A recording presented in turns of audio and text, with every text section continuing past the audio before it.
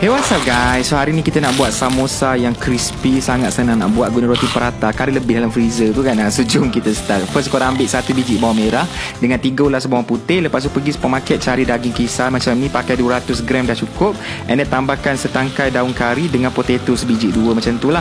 And then masukkan 1 sudu serbuk kari, setengah sudu serbuk cili dengan kunyit sikit. And lepas tu tambahkan jinta putih sikit. Tambahkan garam secukupnya dengan serbuk perasa.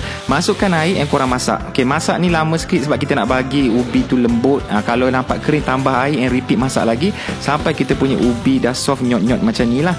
Lepas tu kita boleh letak tepi. Ambil roti prata. Roti prata ni tak adalah frozen beku sangat, tak ada lembik sangat, dekat tengah-tengah lah. Potong 2. Lepas tu buang plastik ke atas, letak inti sikit kat dalam.